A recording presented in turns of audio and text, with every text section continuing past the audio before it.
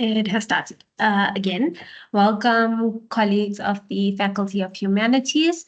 My name is Dr. Chandra Pillay, and I will be facilitating the session today on behalf of the Research Capacity Development Unit for the Masters and PhD Pre-registration Program, which the RCD unit and the Faculty of Humanities,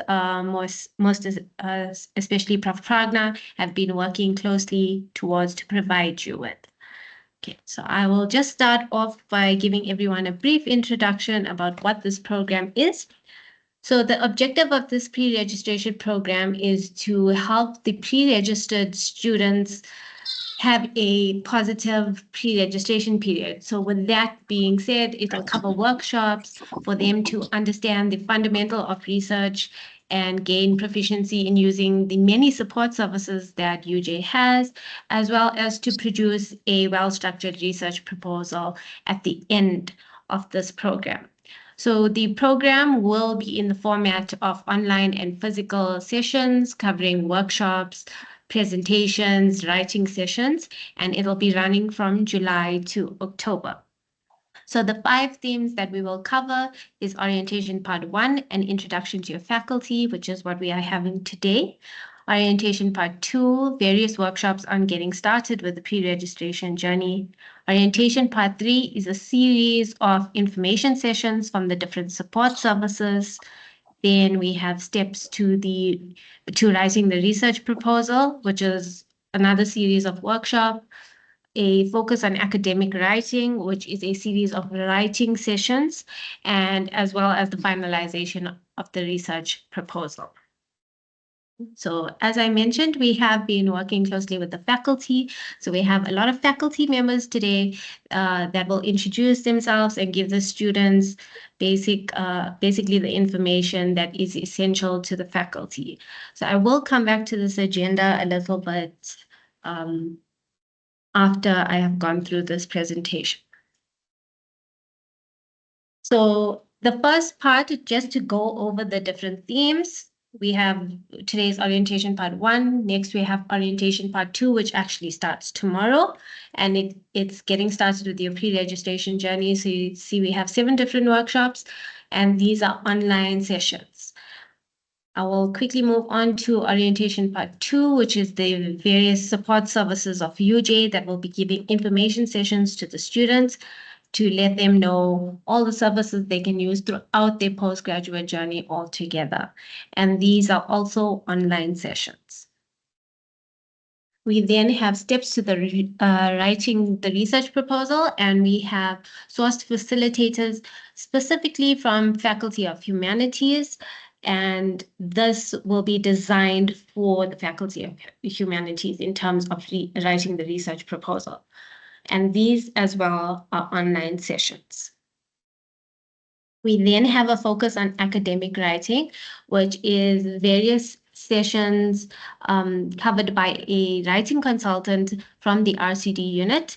These will be physical sessions, and there will be a booking schedule in place. So the students are required to book a minimum of 3 sessions. And the expectation thereafter is the readiness for an oral mock presentation with due to the fact that usually students have to defend their proposal. And the last part is the finalization of the research proposal. And this will be due after the writing sessions and the mock presentations to incorporate the feedback that the students get from the faculty, from our writing consultants into finalizing their research proposal. So again, with this, it'll be physical sessions, and there will be a booking schedule in place with a minimum of 3 sessions needed to be booked. And just to let you know, there is a Moodle community that has all this information properly structured. It's called the 240CM 277 Pre-Registration Program Masters and Doctoral Community. If you log into ULink and go to the Moodle tab, the students are already enrolled to this Moodle community, so they'll be able to locate the Moodle community, and it will be used to basically provide the students with a guide of this whole program specific to their faculty. So there is a PDF version available. There is also a tab where we have it listed with the registration links, recordings, and resources. So the students will have to register for these workshops in advance to receive the MS Teams webinar links. And it's also to send out important announcements, and we have basically the descriptions of the support services, the contacts, etc. And for the faculty members, for the monitoring of student progress, we will be providing you with monthly updates of the students' progress by providing you with the attendance registers, which is why we also decided to use the registration via MS Teams to gain that report and send it to the faculty members. We will also provide you the feedback forms that these students fill in after each session. And for the students, the certificates will be sent to those students that have attended as proof to provide to their supervisors. And to contact us, the students may email rcdinquiries@uj.ac.za to help them go through the pre-registration program easier. So I will go a little bit back. I see I have 3 more minutes. If I may take any questions. There's a question in the chat by Dorcas who says, is it possible to do online sessions with the writers to finalize my proposal as I'm based in Cape Town? Yes. Hi, Dorcas. We are trying to arrange that at the moment. As the other faculties have also indicated that some of the students are distance learning. So we will contact you or send an announcement out via the Moodle community for those that need online writing sessions. Okay, there's a hand by Yes. Muhammad, Dr. Matia. Thank you, Professor Rogananan. Dr. Pillay, regarding tomorrow's one, it's online. If you can just quickly repeat again about tomorrow's session. I think it's online, please. Thank you. Yes. So tomorrow's sessions, there's 2.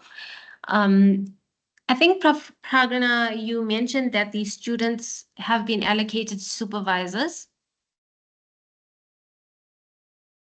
These are pre-registration students. Obviously, they have been allocated to particular faculties. Departments. They were, so they should tentatively have their supervisors in place. Yes.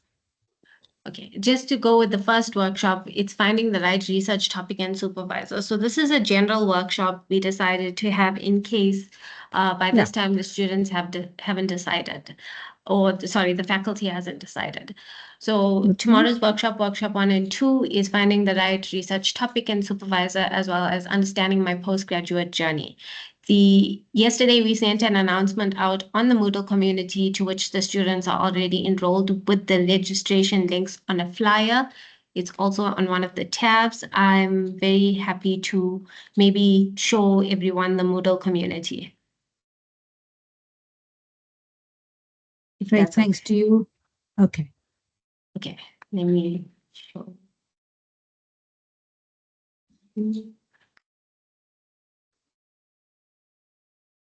So while you're doing that, Chandra, I assume that, and you have indicated here, so they are a mixture of masters and doctoral students, right? Pre-registration masters and doctoral. So with the master's students, often they might not be allocated to supervisor yet, it also depends on the area of interest. But they could tentatively work with the supervisor mentor, and maybe as they refine their topic, and if it changes from it obviously depends on the area of interest, obviously. And, once it becomes more refined, if that particular supervisor finds that it's not within their area, they can suggest someone in the department. Yeah. Yes. Thank you, Prof. Pragna. Also, as this program goes, even though the proposal might change, the students will be able to apply the skills they have learned here for the... Apologies for that noise. Yes, so log into ULink, you'll go to Moodle.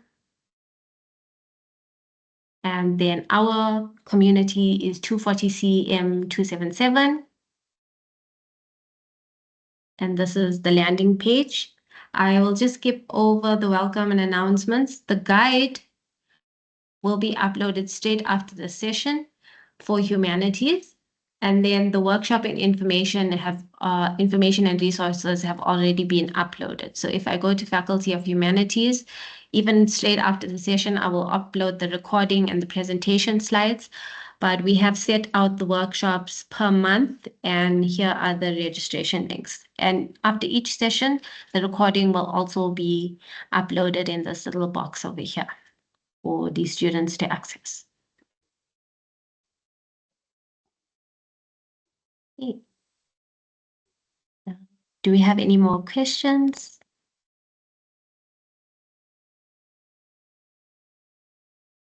If not, let me just see. There's a comment chat. here. Apparently, okay, this is an administrative question, and I think maybe we can wait. Yeah.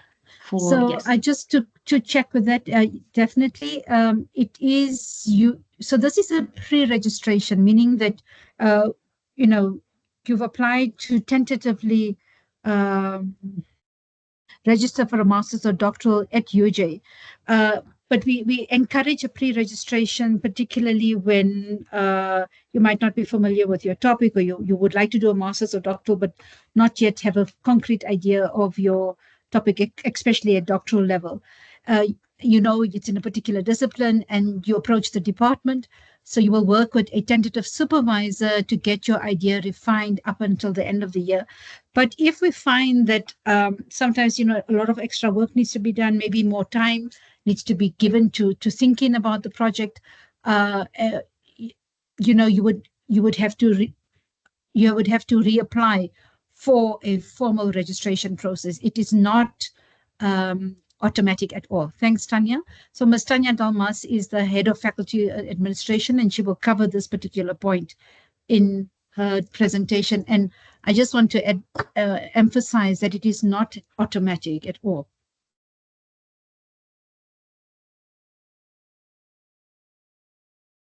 Okay, thank you. And in fact, if you are registered as a doctoral or master's student, it is incumbent on you to register every year for your qualification. It's something that we have to sort of emphasize, because students forget that they have to register every year for their qualification. Okay, Chandra, where are we? Are we done? Do you want me to continue? I will hand over to you for the Dean's address and Vice Dean welcome. Okay, thank you so much. I think you must just maybe, I'm trying to put my camera on. There we are. Thank you very much to the colleagues that have made time to join this particular presentation, and a very, very warm welcome to all the students that are here today. Thank you very much. I suppose we're perhaps glad that it is online, because it might have been difficult at the short notice to get everyone here. At some stage, we would like to meet with you formally, and hopefully we can arrange that. But thank you to all the students that are present today. My name is Pragna Rugunanan. I'm the Vice Dean in the Vice Dean Research in the Faculty of Humanities, and it gives me great pleasure to invite you and warmly welcome you to this event.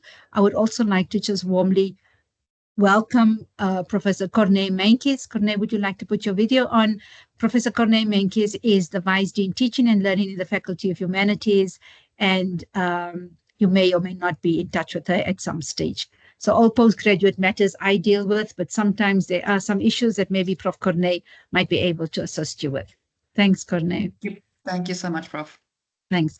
And thank you very much to the other colleagues that are here, the faculty and staff, and to Ms. Tanya Dalmas, a warm welcome to her as well. She will put a video on later on when she does her presentation. So I'm just going to give you a brief background about the Faculty of Humanities. I'm going to share my screen now, and I'm going to also put my video off just for bandwidth. That's the mic. I shouldn't be switching myself off, but I should be sharing my computer. And let's see if we can get the show on the road. Okay, so I've got two presentations. One is obviously just a bit of a warm welcome about who the Faculty of Humanities is. And that's a wonderful picture of UJ there in the background. And then just to give you a little bit about, let me put this on screen mode. Yeah, just to give you a little bit background about UJ and who the Faculty of Humanity is. That's a lot of data here. Some of the data is slightly outdated. It's last year's data. So but the numbers are slightly higher or tentatively at the same.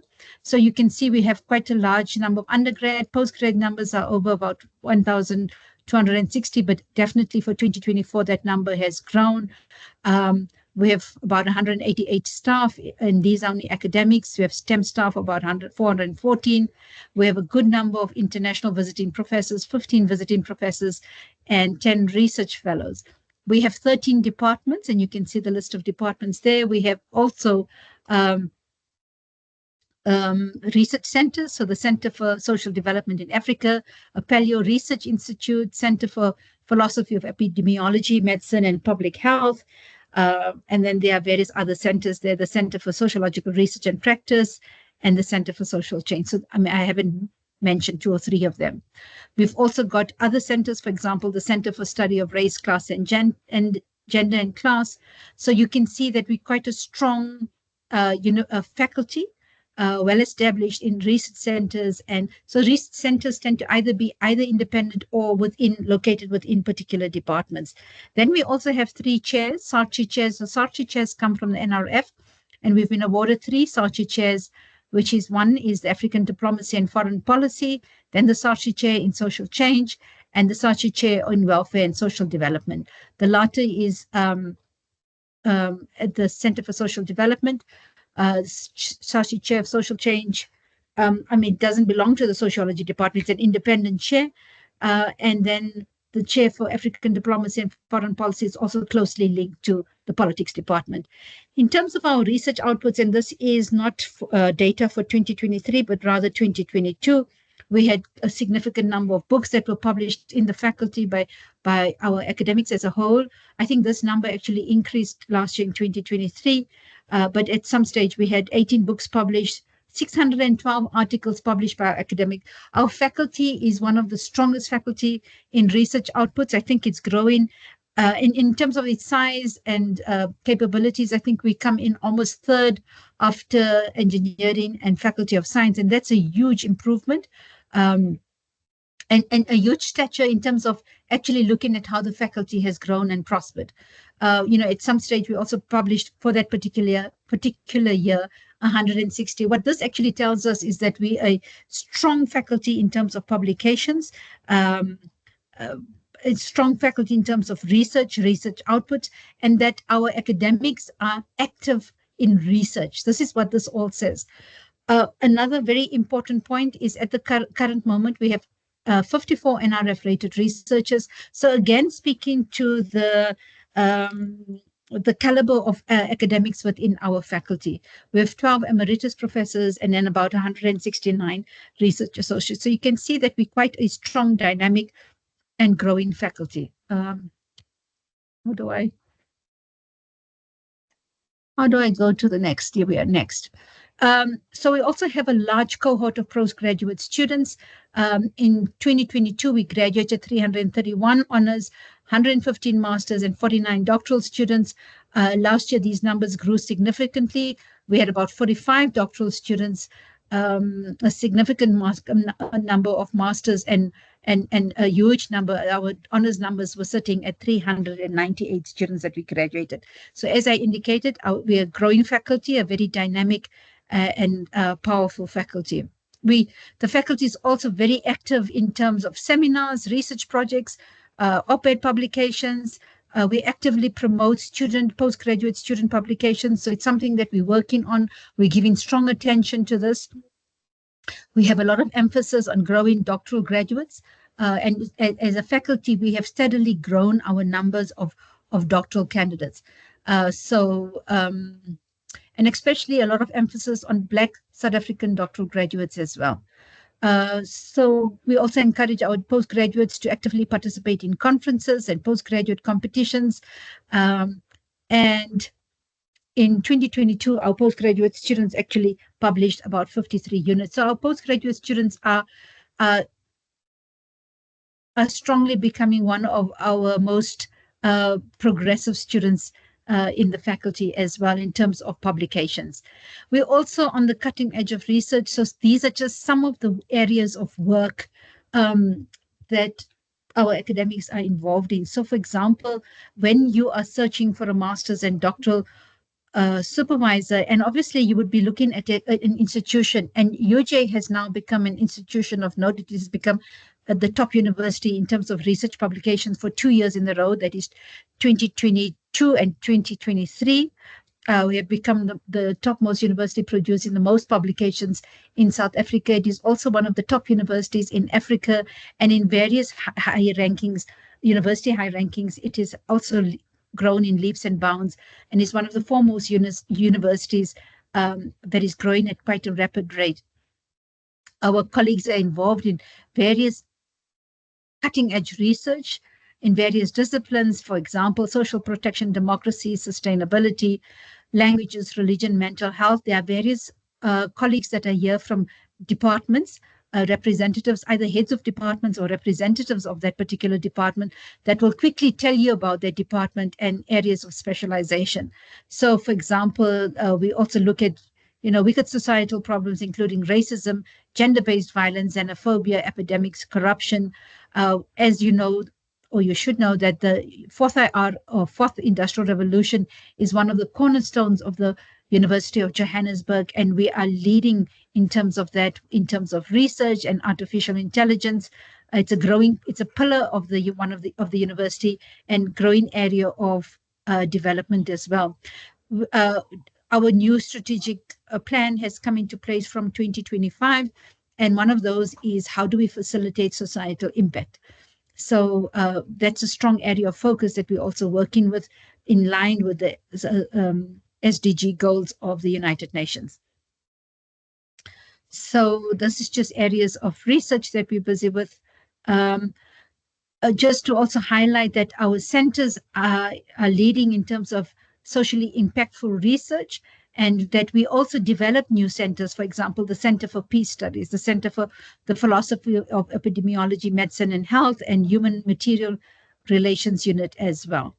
Our Paleo Research Institute has won numerous awards, have also founded fascinating work, and I wish Dr. Kuriako could actually be here to provide some of the work that she is doing. We also have the Institute of the Future of Knowledge and various other institutes that work very closely with us in the faculty. I have spoken about our output units. We published a record number of sole authored and edited works. So I just want to add that in where are we now? This is 20, I forget the dates because we sort of work on a 3-year cycle. So in 2022, our outputs or target was 500, and we exceeded that to about 561. Here we are, a record of 561. Last year, we achieved a record of 549 units that were accredited by the Department of Higher Education and Training. What that actually means is a lot more publications. So, for example, in 2022, as a faculty, we submitted over 700 publications, right? So again, just to emphasize to you that UJ is a university of choice, and that we're very happy to have you here. We also have a very strong postdoctoral research program. In fact, I just had a workshop with them before this workshop here. We currently have about 64 PDRFs in the faculty, and they're also strong, growing, vibrant community that we actively work with. So they are also active in the faculty in terms of presenting at webinars. You will find that you are spoiled for choice in the faculty in terms of the number of webinars, colloquiums, teaching initiatives that Prof. Cornet handles. And there is so much going on in the faculty that you actually get, you're overwhelmed by the number of events. And if you had to attend all these events, you would actually get no work done. So, our PDRFs are also involved in innovative research, and we do encourage them in postgraduate co-supervision, sorry. Yeah, and then we have a number of short learning programs. I'm not going to go into this in detail, but I'm going to talk a little bit more about other work as we go on. So I think this is the last part of this screen. I'm going to put another screen on. I'm going to stop sharing here. And just if there's any quick questions on this particular slide. So it's just an introduction to the faculty. I think we will do an introduction to members that are attending here a little bit later. But just to give you a broad overview of what the Faculty of Humanities looks like. Is that okay? Can I move on to the next slide? And okay, let me just actually, oops. Let me end this one, and then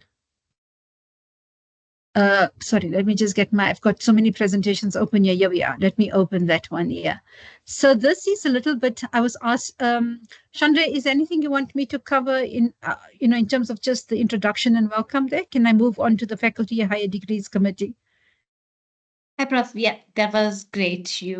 I think you can move on to the Faculty Higher Degrees Committee. Okay, cool. And that was the brief, is to talk about Faculty Higher Degrees processes. Is that right? Yes. Okay, so I'm going to just share that one again. And please feel free to drop comments in the chat. I can't see it because I've got the presentation open, but we can always address comments as we go. Let me just put this into slideshow. Okay, there we are. Okay, so as the Vice Dean Research, I deal with a lot of high degrees matters, postgraduate matters, let's put it that way. So I deal with a lot of postgraduate matters. And so as postgraduate students, honors, masters, doctoral students, I am your mother. I deal with all your concerns. I deal with your applications. Obviously, the faculty officers, the departments, then faculty officers, and then I deal with a lot of the postgraduate issues. So I'm going to take you, and then Ms. Delmas will take you from the faculty side about matters in the humanities, in the faculty office, from the faculty perspective and faculty administration. Again, some of my data here is slightly outdated. So we are a big faculty. At some stage, we had 131,385 postgraduate students. This is both new and continuing. This was last year's data, and I'm sure Ms. Delmas will be able to update us in terms of our current masters and doctoral. So for the for Faculty of Humanities, I think this is quite a huge number. There are many supervisors that actually supervise quite a number of masters and doctoral students. In my own department of sociology, it was not unheard of to have one supervisor dealing with 12, 13, and 14 students. So it's quite big and it's quite intensive. At some stage, these were our numbers for 2022. In 2023, our numbers were slightly different. As I indicated, it was 398 for honors. So we overmet our targets, which was really great. So I'm going to give you a bit of background in terms of the faculty as a whole. Some of the information slides I will gloss over because it might not be relevant, but it also helps you to get context about what is the Faculty of Humanities. So how do we look at Faculty of Humanities? We look at, and you as postgraduate students, you're coming in, especially pre-reg students, you're coming in at a time when there are some concerns about how long we take to complete our degree, your average time to completion, focus on producing Black South African doctoral graduates, and particular strategic thrust of the universities. So, for example, we're concerned about enrollments, that is getting enough students. And one of the ways of getting enough students to register for our MNDs and where you can secure your place is through a pre-reg program. But a pre-reg program doesn't mean automatic entry into a master's or doctoral program. Your tentative research proposals got to be strong enough for your supervisor or your prospective supervisors to say, yes, I think there's strong potential here for this particular student to actually enter into a postgraduate program. The other reason why we're also developing, and I really want to applaud the DVC Research and Innovation as well as the postgrad school for running this particular program. You are the new cohort to actually where we're trying this program out on. And I think it's a fantastic initiative because it will allow you to get a very structured entry into what postgraduate life is all about. I think many students, particularly at doctoral level, underestimate the overwhelming amount of work that goes into a doctoral degree and the time required to complete a doctoral degree, to work on it as well. And that's also for master's students as well. A lot of our master's students register full-time, but they're all working students, which is contrary to what they should be registering. They should be registering as part-time students because it affects the average time to complete the degree. So there's a push not only from us, but also from the university and also from When I say DHET, I mean the Department of Higher Education and Training, to actually get students to complete their degree within the required time period. So for a master's, you are registered for a master's full-time, that is 2 years, and for a doctorate, it is 4 years. I'll come to that now. So we've spoken about enrollments. We're looking forward to, obviously, your graduations, right? Very importantly, as a faculty, we're looking at also students. How many students are their average time to completion? How many are finishing within the minimum time? So the minimum time for a master's degree is 1 year. For a doctorate, it's 2 years. How many students are actually completing in the maximum time allowed? So for full, I'll show you that table just now. Because once you don't complete within this time period, we actually lose subsidy. So the university, this is how universities work in South Africa, that for every registered student, they get a subsidy from the Department of Higher Education and Training. But if you fail to complete within a particular time period, we actually lose that subsidy, meaning that we're running at a loss. We can't take on as more students as we would like to. So it's something that you need to understand as well, that you don't have unlimited time at the university. You need to think about your project within a particular time period, that if I'm doing a master's study, it must be actually doable within the 2-year time period that I have, or a doctorate within a 4-year time period I have. If you're taking on that responsibility, you also have to manage your life within that particular perspective. You can't say, okay, I'm registered for a doctorate. Oh, well, it will take 6 to 7 years. And no, it's something that you want to complete with, because there's a limited time. You also want to get on with your life. You're doing this particular degree with a particular goal in mind. One, to get you a particular qualification, to get you a promotion, to maybe move to another job. Whatever your reasons are for entering into a particular degree, know that there's a particular time limit to that. I just want to emphasize that the university has various strategic thrusts, and sometimes it's good to align yourself within those strategic thrusts, but it's not always possible. So if your interest is not in 4IR or technology, then, I mean, you can't force yourself to do something in that, okay? But very importantly, it's about looking at the SDG, Sustainable Development Goals of the United Nations, and how do we work within that. Okay, so how are we doing as a faculty? Okay, maybe I'm not going to go through all the information on this particular styles, but our PhDs are doing relatively well. However, our master's students really need attention, especially our structural, so your proposal and coursework masters.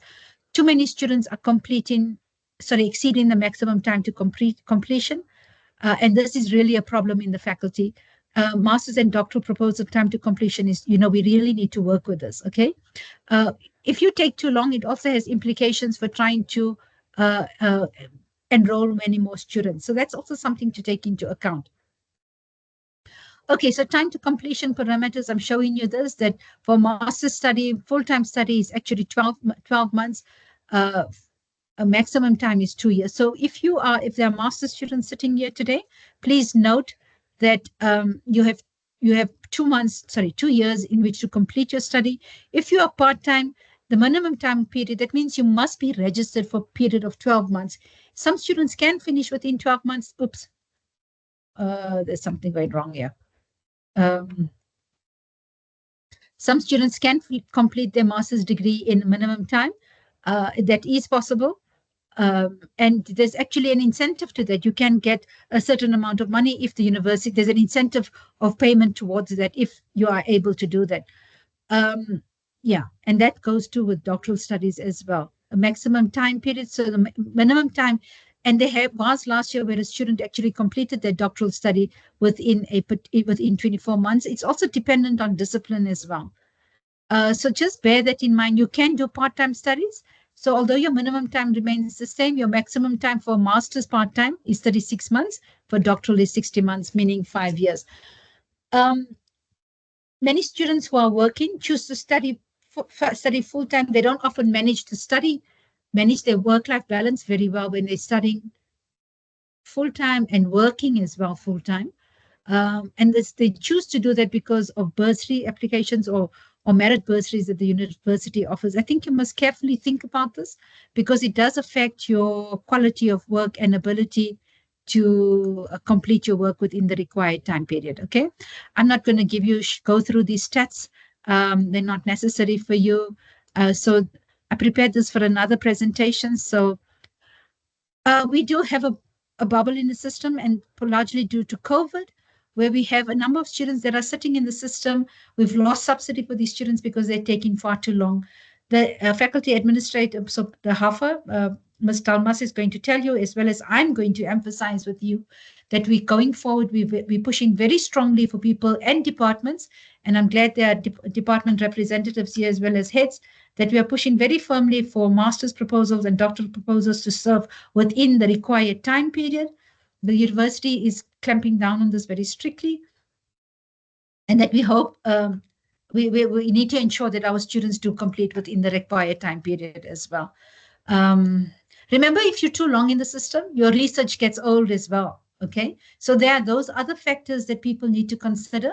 My research is old, so how do I, sometimes examiners can be quite difficult and will say, well, this research is too old now, you need to go and do more field work. You don't want that to happen, okay? So our graduation numbers have grown fantastically. I'm not going to talk through this.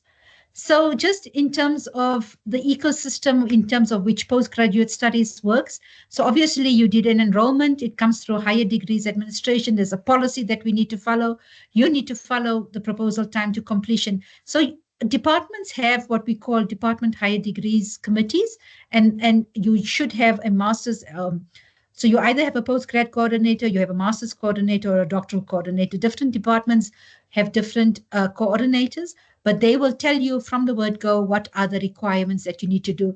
So as pre-reg students, you work closely with your tentative supervisor for now to work on your research topic. You actually hopefully will work on the faculty proposal to try and get your proposal in quite a good shape, that by the end of the year, if you are a strong candidate and the department does want to take you on, and that is why they've appointed you as a pre-reg student.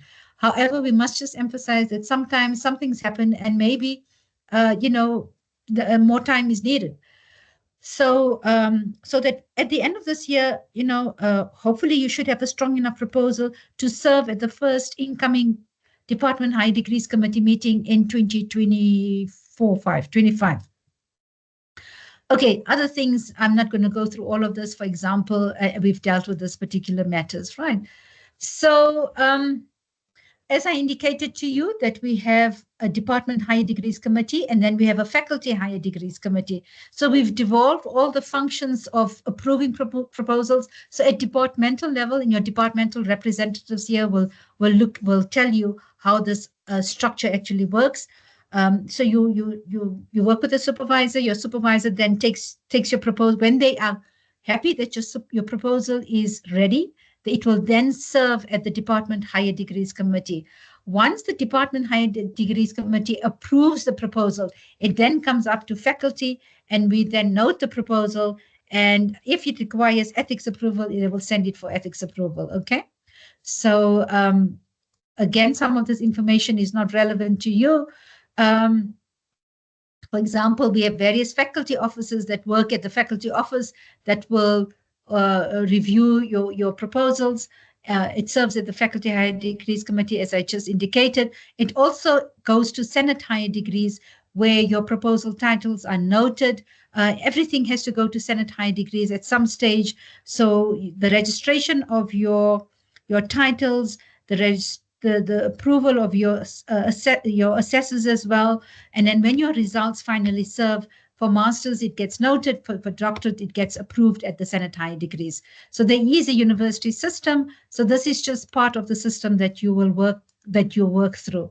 These are your faculty officer structures, and these are FHDC approvals. You don't need to worry about that now, but just to indicate to you that there's a strong structure in place that follows through with all your particular information.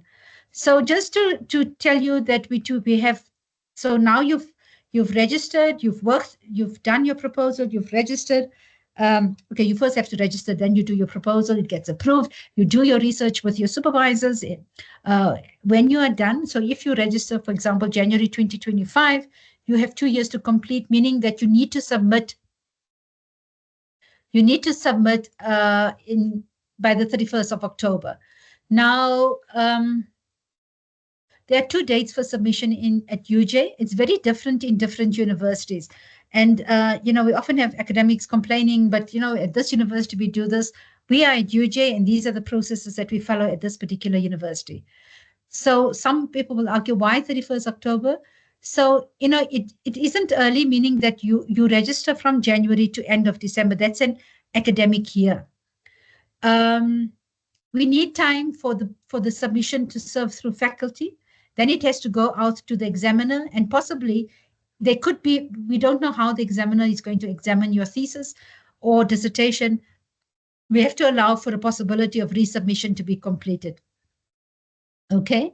Tentatively, if your results are finished by the end of, say, December or January the following year, you will then graduate in May. But there is a process to be followed once you have submitted your degree for your dissertation for examination. Just to take you through the process here, there are proposals. Once your proposals for master's students, you need to submit your proposals within 6 months, and for doctoral proposals within 9 months. Okay. As a pre-registration student, you cannot submit your proposal until you are formally registered. So this is not a formal registration process. It is only a pre-registration process. The idea about pre-registration is, one, to get you allocated to a tentative supervisor who will work closely with you to develop your proposal idea or your research idea. You have access to the library and you have resources. The amount you pay as a pre-registration student is very minimal. And you also have now this fantastic network that is set up by the postgraduate school to allow you to work very closely with them. Okay. Yeah, I think this is for doctoral students. So for doctoral students, in terms of how the process is that once you are ready to submit for examination, we appoint assessors. You tentatively have 1 international assessor and 2 local. And for master's students, you have 2 local. It's important to also think about the various stages of the life cycle of your degree. So one is the registration process. And for you, for example, you have a pre-registration process. Ideally, when you enter into a pre-registration process, by the end of that cycle, you should be having a very concrete idea about your research proposal. When you register formally, hopefully you will submit your proposal for master's within 6 months, for doctorate within 9 months. If you have a strong research proposal, it should fly through your Department Higher Degrees Committee. You have a period of time in order to so that's the proposal phase that is complete. Then it's the research phase where you go out and do your research.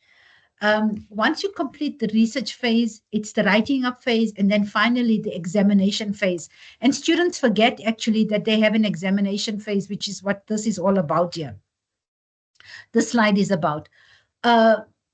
It was so funny, about 2 years ago, just after COVID or at the end of COVID, students, our master students were all submitting, and come January, they said, okay, but I submitted for examination. Why do I have to do changes? So although you submit for examination, it goes on for examination. Examiners will come back with some kind of changes, amendments, suggestions to improve the quality of the thesis. You attend to those comments where necessary, and then you finally submit to the faculty. So, there's still an examination phase that takes place. For doctoral students, it's a little bit more. We also have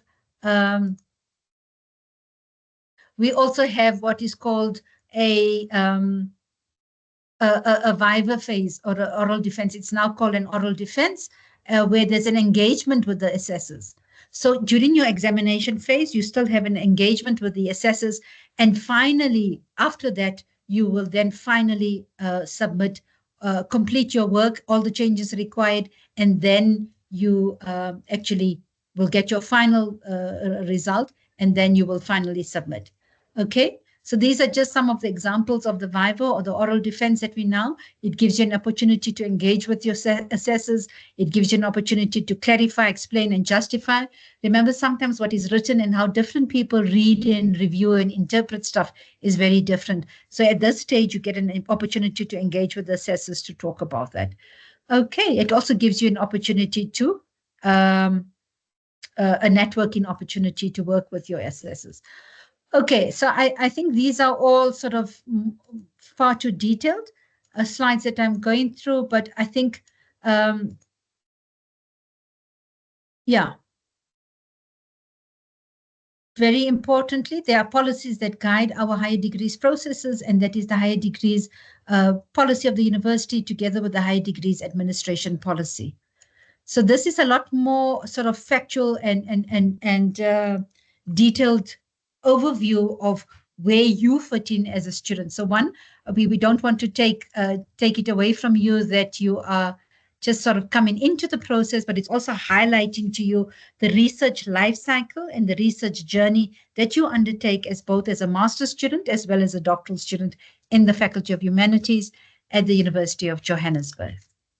So I know I've provided a lot more detail here, but if there's any questions, I'm prepared to take your questions. If not, I'm going to hand over to Chandra Pillay. Chandra? Thank you, Prof. I think this was great for the students to understand their whole postgraduate life cycle and what their faculty offers, and to know that they have other support going on. Do we have any questions for Prof? Okay. If not, I'd like to then pass over to Ms. Tanya Dalmas, the Head of Faculty Administration. Thank you very much, Chandra. I'll just quickly put on my video to say hello to everybody. Good afternoon, colleagues. I'm Tanya Dalmas. I am the Head of Faculty Administration in the Faculty of Humanities. And today I will be discussing two presentations. The first one will deal with the administration that goes together with pre-registration. And the second one will be around who your faculty officers are and, how they can help you, what portfolios they carry. Okay, so I think we can just move straight into it. What do we need to know about pre-registration? I'm going to put off my camera now. Okay, so what do we need to know about pre-registration?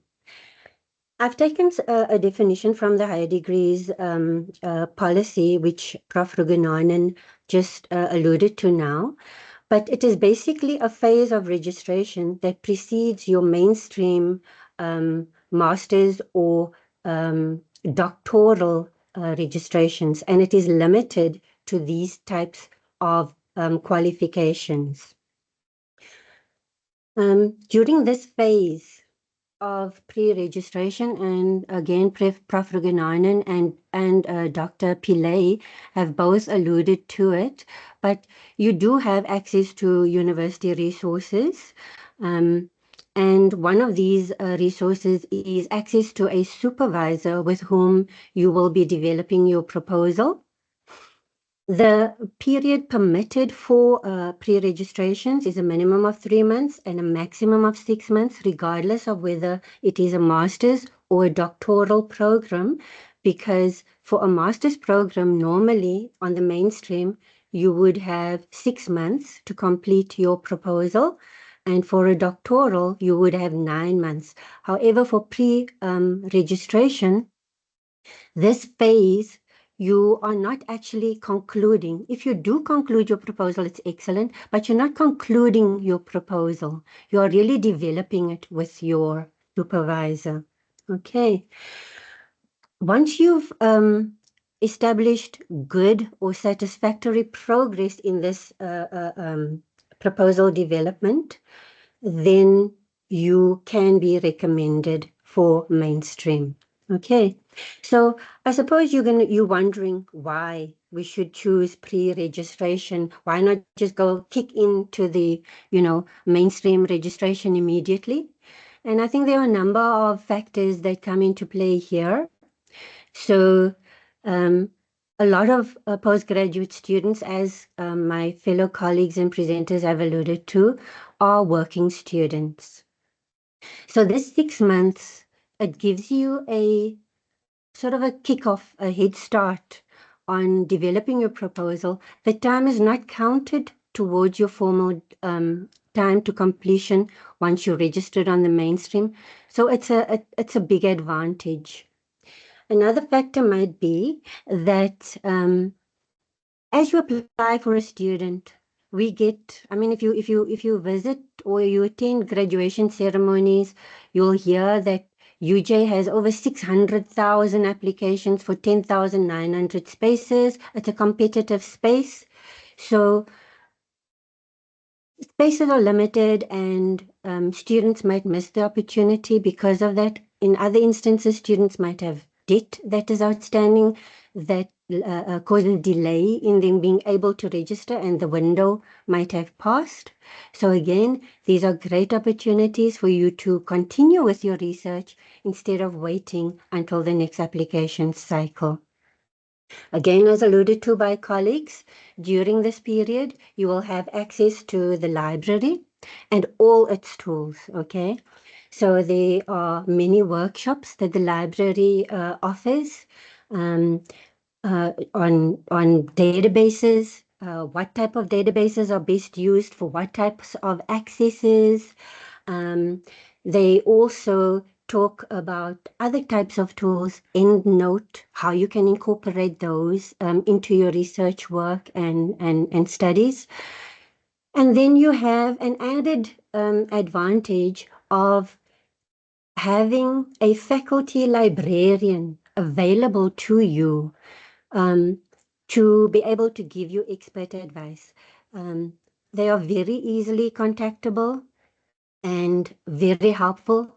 They offer a number of workshops as well. And as Dr. Pillay has indicated in her introduction and her brief presentation on Moodle, all of these tools and workshops and recordings are all stored in your Moodle postgraduate, master's, and doctoral community space. Okay, so it's a great opportunity for you to be able to access these resources. And as this program that you have received shows, there are a number of research capacity building workshops and tools that will also be shared with you. And these will take you through the various stages of your proposal development so that you can meet these timelines comfortably. So how do you go about applying for pre-registration? Because I'm sure if you've looked at the online platform of the university, you don't really see an option to apply for pre-registration. What you will see is an option to apply for your mainstream master's or doctoral qualifications. Okay. Now, once you've applied for that, you or your department may or may not, may elect for you to rather do the pre-registration option, right? Once they've done that, they send through a recommendation based on your mainstream application, or if you've consulted your academic department in person, then based on those interactions again, you will then get an application record for pre-registration, okay? In order to be able to be pre-registered, the normal registration clearance requirements and all of those kinds of things are required. And once you've met those, it's quite a low registration fee, as you can see, and it basically just covers the ICT levy, which gives you access to all of these resources, and a small registration fee linked to this type of registration. Okay, once you're registered, then your time for your proposal development commences. So you have until, from your first date of registration, until 6 months. Normally it's June, and then linked to this June timeline, we have a parallel process running where your supervisors submit progress reports to us. This is done twice a year, so if you're a first semester pre-registration student, your progress report will be submitted at the end of May. If you're a second semester pre-registration student, your progress report will be submitted at the end of November. And based on the recommendations on that progress report, you will either be able to move on to the mainstream and then submit your work. And you can only submit this work once you are registered formally for the mainstream master's or doctoral qualifications for assessment by the departmental higher degrees committees and the faculty higher degrees committees. Okay. When the faculty officers sees your progress report, they also use it as a basis to assign you a result code. If you get a proposal satisfactory, it will be a VA. If you don't have satisfactory progress, you will not be able to continue to mainstream, and you will not be able to continue with pre-registration because there is a limited time to that. All right. In terms of once you are registered and there is good progress, when you apply for, you would obviously then, your faculty officer will make contact with you, and they will ask you to complete an application form. And they will automatically, this is the only automated process, and it's based on that progress report, they will automatically assign you an admission status of firm admit based on that. Once you have that firm admit, all the normal university registration processes kick in. So you will become web enabled, so you can register online. You don't need to visit the offices. You don't need to do an in-person. You can do it as you normally would register for mainstream. And then again, your time will start from the first date of registration to 6 months for a master's, or from first date of registration to 9 months for a doctorate. And all regulations would then apply to you as they would to any other postgraduate student. So who are these people who can guide you and help you? All right. So this is my team. They are a wonderful group of people. They're very helpful. They're very knowledgeable, and they are very student-centered. So you will have a good contact. It's very important to actually engage with them. So Ishmael Fadal is a senior faculty officer in the Faculty of Humanities. Besides doing, okay, so there's many other tasks that faculty officers do, but what I've done here is to isolate solely who is responsible for what master's and doctoral programs within departments. So Ishmael is responsible for all master's and doctoral students in the Department of Psychology. Renee Jordan is also a senior faculty officer, and she is responsible for all of the applications for master's and doctoral students in anthropology and development studies. Manuela McKay is a senior faculty officer, and she is also a deputy HAFA, and she is responsible for the departments of strategic communication and history for all of their master's and doctoral students. Afika Ralkhane is a faculty officer, and she is responsible for master's and doctoral students in the departments of Langsal and African languages. Then we have Nonhlanhla Mogodla, and she's a faculty officer, and she is responsible for the departments of English and social work. Marshall Sams is also a faculty officer, and she is responsible for the Department of Communication and Media and the Department of Religion. She is also responsible for the doctoral supervisor linked bursaries. So if you want to know how to go about applying for funding for your studies, you can contact Marshall. Apiwe Somabela over here is a senior faculty officer, and he manages the master's and doctoral students for politics and international relations. Lorinda van den Berg is the senior faculty, she's a faculty officer, and she manages all of the master's and doctoral programs for sociology. And she also is a good contact if you are wanting to apply for master's supervisor linked bursaries. And then finally, we have Ayanda Milanzi, and she does all of the master's and doctoral students in the Department of Philosophy. And that is me. I thank you all for your time. And if there are any questions, any comments, any suggestions you have, please go ahead.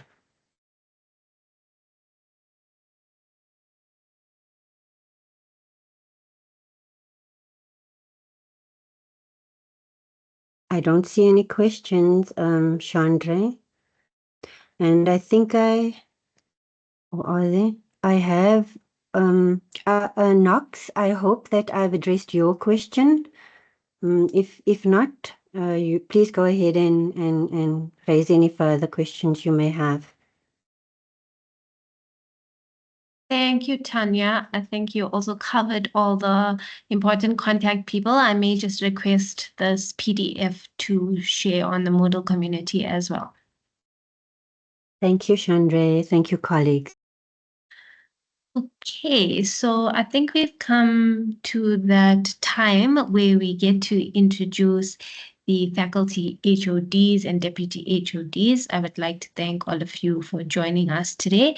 Maybe Prof. Pragna, you can start them off. Sure, I will. Sorry, Chandra, do you want me to introduce the faculty, the departments? Is that correct? Maybe just nominate the first person to go, and then I think the rest can follow. So I'm going to just go according to my list that I have, according to the participants here. And we have Professor Sue Bonsu. Would you like to perhaps just share your screen if possible? Maybe just introduce yourself, and you are in social work, maybe just to give a sentence or two. There you are. Hi, Sue. You muted? Silly. There we go. Hi, everybody. Hi, Okay. we can see you. Okay, all right, cool. So I'm Prof. Sue Bond, as Prof. Pragna said. I work in the Department of Social Work and Community Development, and I'm representing our HOD, Prof. Rasool, today.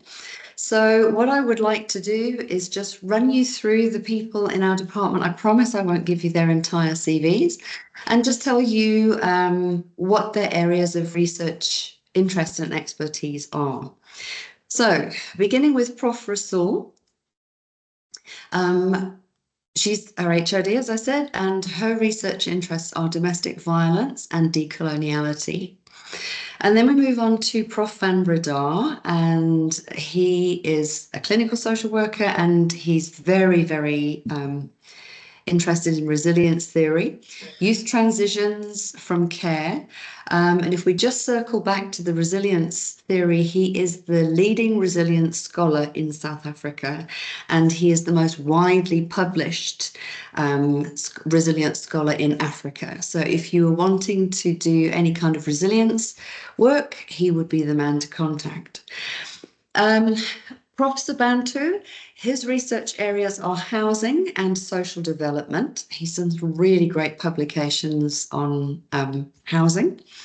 Prof. Zim, cultural practices and the implications for those in social work, critical and radical social work, social work education and technologies, and social work with people living with disabilities. So I'm next, and my areas of interest are the theories of possible selves and resilience and how they work together. I'm also interested in care leaving youth transitioning out of care, but I am very interested in the application of possible selves across other fields of social work. So that's me. Dr. Nadisan, social work education, child and youth care work, alcohol and substance dependence. Dr. Maposa, gender-based violence, adolescent exposure to gender-based violence, community development, social work teaching and learning, probation and restorative justice. Dr. Dislahi, she's interested in social policy, community development, professionalism, social development, project management, and Ubuntu and Afrocentrism. And then we have Dr. Musi. She's interested in mental health, in interventions with families. These include foster families, adoptive families, and blended families, and adolescent risk behaviours. Ms. Hlungwani, knew I'd get that wrong. She's looking at youth transitions and women care leavers and resilience.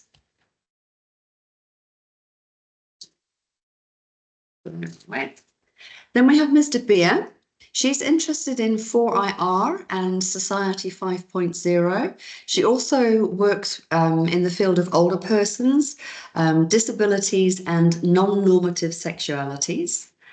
Ms. Latahomo, she is interested in youth, disabilities, substance dependency, employee assistance programs, and ComDev, community development.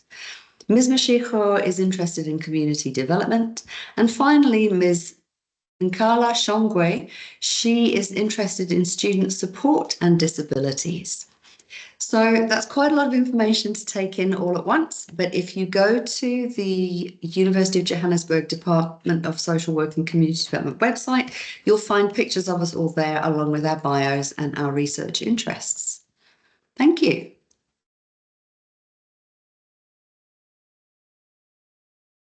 Thank you, Prof. That was a nice detailed description of your department, and I think the students will follow up in terms of finding out more about the research. If I may then just pass on to the next HOD. Sorry, I'm forgot my role here. Thank you very much, Prof. Bond. That was really fascinating. I'm next going to go to, according to my list of participants here, it's Prof. Tapewa Chakonda, who is Deputy Head of Sociology, to perhaps just give a quick and brief overview, not to go into so much of detail. We don't have a lot of time. So that's fine. That's fine, Pragna, and many thanks for the invite, colleagues. Very much appreciated. So just very briefly, colleagues, in the Department of Sociology, we have ample expertise around topical issues that speak to South Africa's complex society and its checkered past, but also to regional complexities that confront some of our neighboring SADC nations. So our research niche areas straddle across issues of gender, sexualities, migration, labor, public sociology, where interaction with the publics is key. But there's also clinical sociology, which we are big on, which entails applying sociological theories and methods to assess and address social issues within the community, focusing on practical interventions to improve individual and collective well-being. So in a context such as South Africa, it encompasses a broad range of activities, including policy analysis, program evaluation, and direct interventions in areas like healthcare, education, and community development, environmental justice, and climate issues. So colleagues, we have a dynamic team of academics who can assist our postgraduate cohort with the above research areas, and we are 20 in total. Thank you so much.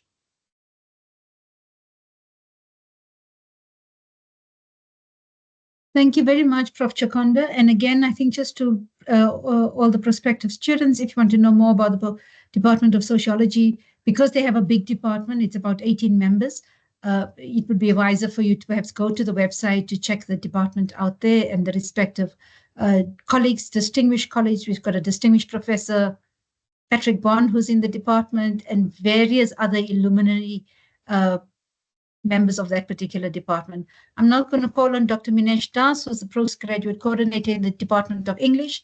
Minesh, please go ahead.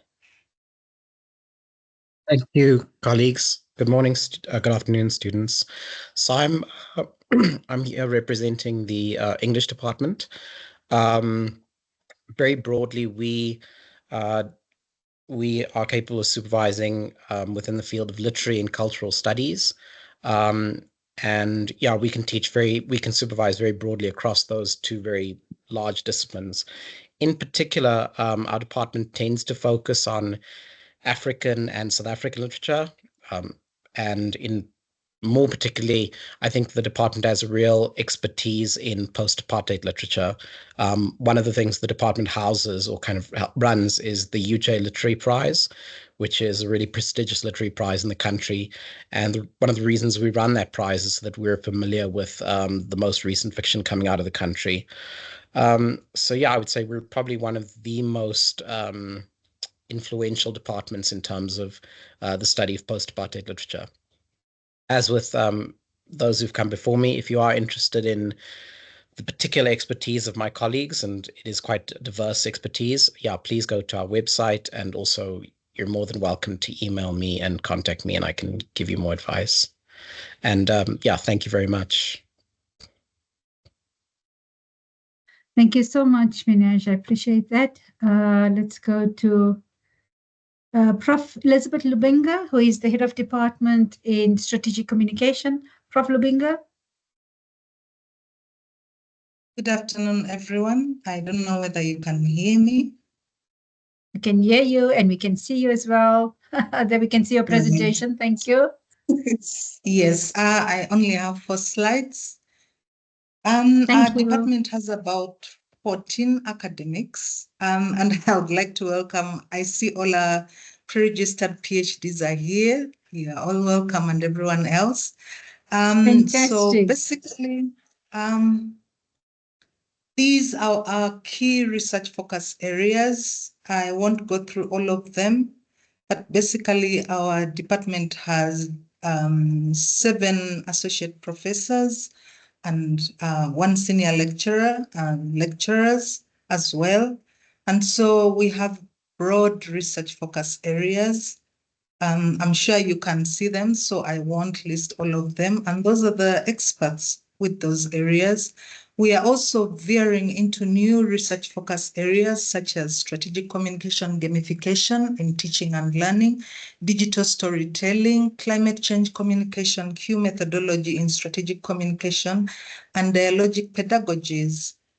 And that's it. If you want more, you're more than welcome to visit us. Thank you so much. Thank you. Thanks, Elizabeth. That's lovely. Thank you so much. Okay, we've next got Dr. Mohammed Mathi from Department of Religion Studies. Good afternoon, colleagues. I trust you're well. Maybe just to show you a little bit. Here I am. Thank you. Good afternoon, colleagues, and thank you to everybody for being here today. And I think for this very, very, very important session that we have, and especially to assist and do all that we can for the students to ensure that they can complete timeously. So I'm from the Department of Religion Studies, arguably the smallest department in the Faculty of Humanities. And we offer honors, masters, and PhD the degrees to our students. And we have 3 students who are registered and who will be registering for the pre-registration. So I think in light of all that was said before, I think what is happening currently in our department is that we have master's cohorts, especially in the first semester, to help our students prepare for their proposals, both masters and PhD, so that the master students can finish within 6 months and submit their proposal and then hand it in June to the Faculty Higher Degrees Committee, and as well for PhD students after 9 months, or within the 9 months, sorry, not after 9 months, within the 9 months. I think what we've done in the past year, 2 years, is to work very closely with the faculty. There's still much that we need to do, but we have made a lot of progress to ensure that we can deliver on within the time that the university and of course also the faculty the time that the faculty has put out for us. So so yes, we are looking forward, and thank you for these sessions. I want to just commend the faculty for doing this, for this, running these sessions. So our students will start, we will be working with them, but also these wonderful sessions that were clarified, outlined at the beginning of this very, very important meeting. So all I can say is to encourage our students to attend, please, all these sessions. They are very, very helpful, and they will ensure, I think, to a great extent, a smooth, or rather a smoother journey, rather than being alone and sitting by yourself. So I want to just thank our faculty and everybody from the deanery to the HAFA to the administration. I think a lot is being done in that regard. So thank you very much.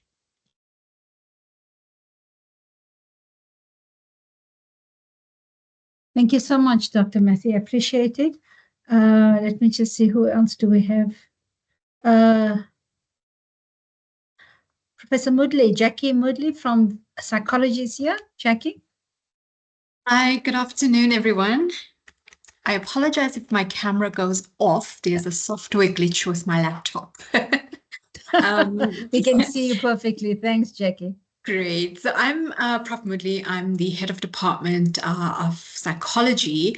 It is incredibly difficult for me to give you a specific research focus for the department. We are currently a staff cohort of 26 members of staff who are in a position to currently supervise PhDs, and a bigger cohort approaching 30 who can supervise masters. What I will say is that I believe that a strength of the department is the broad research areas in which we all work, each hitting different sustainable development goals. I will give you two key points of contact. The first is myself. I am still heading up the master's research cohort. So if you are uncertain about whether your a proposed idea could fit within the department, you can contact me at master's level, and I will look at our supervision capacity and expertise to see who one could best be paired with. And at PhD level, Dr. Lunga Shabalala is heading up that program, and she could be contacted in terms of a potential supervisor. I am going to say, and apologies for this and to announce it, but on a public platform, but our webpage is a little out of date because numerous staff members have also recently completed their PhDs. So as soon as that's updated, I can confidently advertise that webpage. But I think that's all from me for now. Thank you. Thank you, Jackie. Fantastic. And our entry into the psychology program, both for undergrad and postgrad, is highly competitive, one of the stronger departments in the faculty. So, yeah. Okay, I think, so Dr. Faiza Balim is the head of Department of History. Faiza, do you want to perhaps go ahead? And then colleagues, I'm not sure which other head of department or member of department is here from another department. Sorry, if you can just let me know, I will then call you out. Thanks, Faiza. Okay, hi everybody. I'm Dr. Faiza Balam. I'm the head of the history department. And I'm just going to outline our research areas broadly. And if, of course, you're welcome to contact me if you have any questions or to look at our website. So there are a few kind of distinctive research areas in our department. The first is medical humanities, and there are few people working on issues related to health, into histories of health, including drugs and reproductive health. And then we also have a strong gender and sexuality focus, as well as science and technology studies. So one person, Dr. Sparks, is working on Sasol, which is a coal to oil state corporation, and I've done work on Eskom and electricity. And then lastly, there is also a strong focus on struggle and liberation histories in South Africa, as well as oral histories. So yeah, if you have any further questions, you're welcome to get in touch with me. Thank you. Thank you, Faiza. Anybody else from any other department? I can't see. If I'm mistaken. Sorry, Cindy, I did see your name further down. Dr. Cindy Ramhari is the head of Department of Langsal, and she will explain all that to you. Cindy, please go ahead. My apologies. Thank you. No problem. Thank you, Pragna, and hello, students and colleagues. So Langsal stands for Languages, Cultural Studies, and Applied Linguistics. So we are quite a diverse team of 30 academics, and well, that comes with a really diverse set of skills and knowledge that we can assist you with in a varied set of research interests. So we have 5 main areas or domains that we supervise postgrad students in. The first one is classical cultures. And here we work mostly with ancient Greek. So this is one of the popular research areas in this domain. And then one of our bigger domains in terms of postgrad offerings is applied linguistics. So here we have a very strong component of language practitioners, and we can help you with language practice projects in many languages, particularly the South African languages, as well as African languages. So please reach out to us if you're interested in anything in that area. And then we're also offering a new research focus that involves the digital humanities. So we've got laboratories set up in which we can use digital techniques and, of course, continue research in that way and actually, make links to language practice. Then we also have a team of French academics, and they can assist you with varied interests in French. We also have Greek, in which we offer postgraduate supervision. And the final area is Afrikaans, and here we can help in terms of Afrikaans literature and theatre. Because we've got such a diverse set of academics, we have broadened our MPhil, our postgrad offerings to include a wider MPhil and DPhil. And here we're looking at any research problem or project which relates to language very broadly and education. So if you can put those two things together on a project, then you need to contact us. And we're all available and we are happy to help you at any point. Thank you very much. Thank you so much, Dr. Ramhari. Okay, anybody else that I skipped? What about Portuguese? There's a question here. What about Portuguese, colleagues? Cindy?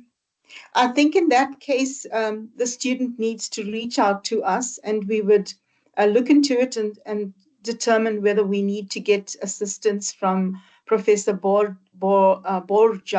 who is in Brazil and helps us in terms of collaboration. Okay. Yeah, so we definitely can help.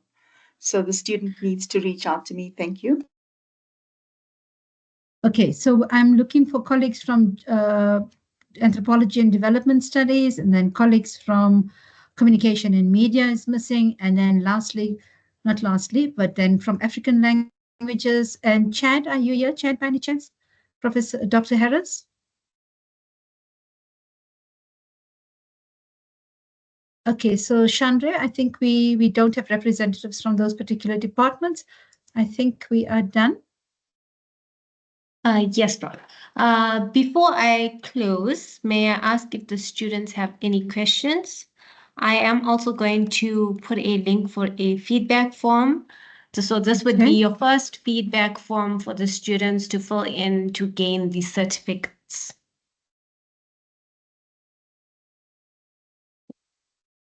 See, we do not have any questions.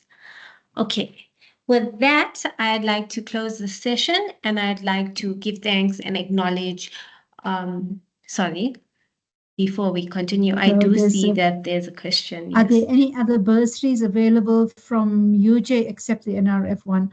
So sometimes we do get bursaries from different institutes and sometimes from overseas as well. There are requests for bursaries, so we do advertise those. They are often what is called the University Research Committee, so there's some bursaries for masters from that particular committee, but not a lot. So bursaries are highly competitive. And I would recommend that if you are applying for the NRF, a master's bursary, that you actually give a well-written proposal. So it's got to have a clear plan, a clear idea. You can use your research proposal that you're working with your tentative supervisor to develop the proposal that you can use for NRF applications.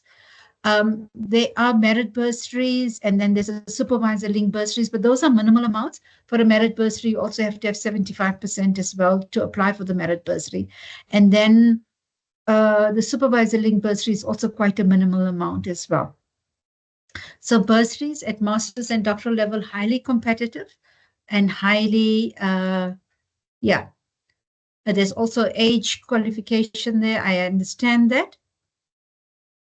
Okay, so Chandra, these sessions like tomorrow, is there a list of dates? I did not know about them. It would be so. Chandra, I think you need to share the postgraduate document that you've sent us to share it with the students so that they are aware of the dates and workshops that are taking place. Yeah, yes, Prof. Sorry, just to go back to your funding answer. Yeah. The postgraduate fund management will also be doing a session on the 31st of July regarding all the bursaries for next year. But if you would like to contact them beforehand, you can visit the website or visit them here at our Kanya building. It's on APK campus, but you will find all the email addresses on the postgraduate fund management website on UJ. It is great to get a head start for next year. Yes, and the sessions. So I will email the list of students today with the guide. And then additionally, I just want to check if anybody has accessed the Moodle community yet, the students, just by a show of hands. Show of hands by students. So okay, there's a few students that have done it. Okay, that's great. I will also be sending a guide on how to navigate ULink and Moodle straight after the session for the students. And then they'll see how to register for the sessions as well. Thank you so much. And I also want to just say thank you to all my colleagues in the Faculty of Humanities that have attended and made time to attend this particular one. I do appreciate it as well. Tanya is saying we've sent the program with all the working days and invites to from the faculty office side. Thank you, Tanya. I appreciate it. And thank you very much to Ms. Dalmas as the head of faculty administration who oversees this entire process. So thank you for that, and to your team as well. Yeah, I think I will close now, Prof. That's okay with everyone. Okay. Now we did actually finish early. Yes, I see that. Thank you so much, Chandra, for organizing this event and for the whole entire pre-registration program that you've put together. Thank you. This is hugely a great initiative, and I think it will go a long way towards helping our pre-reg students. Sorry, there was a question for pre-reg here about bursaries as eligible. No, so there is no bursaries available for pre-reg students. Like I said, you pay a very minimal amount to actually get access to a supervisor, to resources, and access to the library to assist you with development of your proposal and research. And that's fantastic as well. So largely postgraduate studies are either self-funded or by, if you're fortunate enough to get bursaries from the NRF, but also there are businesses that offer bursaries sometimes. So you've got to do quite to try and obtain bursaries and funding for postgraduate studies. Let's just see, someone is saying here, can we apply in preparation? Yes, you must apply in preparation. So I assume, yeah. So Tanya, just to respond to that one, can they apply in preparation for the next academic year? Because we're saying that it's not an automatic registration. These students do they have to reapply as pre-reg students or what? I'm just trying to think the logistics of this. If you are already a pre-registration student, we will await the November progress report from your supervisor with whom you are working during your pre-registration phase. Oh, it's for bursaries. They're saying for bursaries. So I think we get the application forms also around November. Oh, for bursaries. For our Okay. supervisor link. For our supervisor linked bursaries, as well as our honors bursaries, and we do communicate that to all of our students. But Marshall Sams and Lorinda van den Berg are your contacts for that. They can assist you. And then there's somebody called Dudu. Chandra, if you Mbata. can. Dudu Yes. Mbata. So And Dudu is actually she, PDRF though. So for Yeah, she's for PDRFs. masters and doctoral, for it would bursaries. be Charlotte, Tabiso, and Ntokozo, but the details are on the PFM website. I will post it in the chat for the students now. Excellent. Thanks, Chandra. Sorry, ma'am.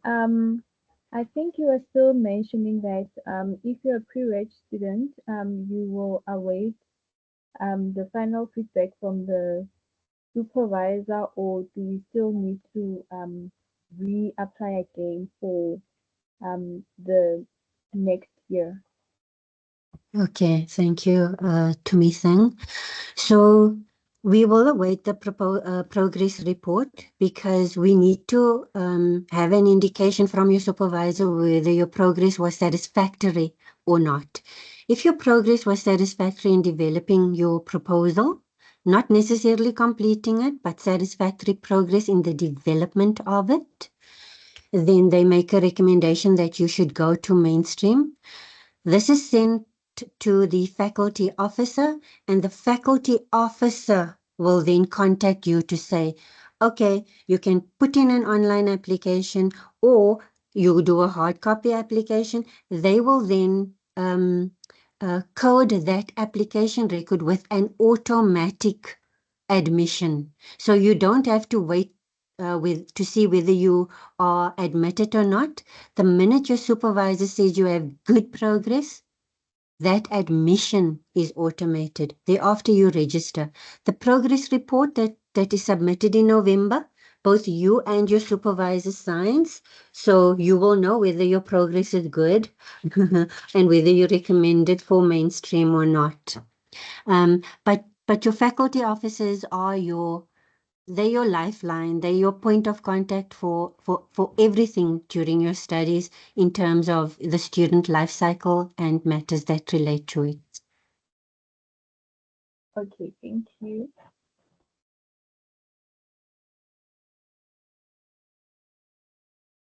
Any more questions from the students? I saw Prof. Bond's hand going up a little bit earlier. Fine, my question was answered. Thank you.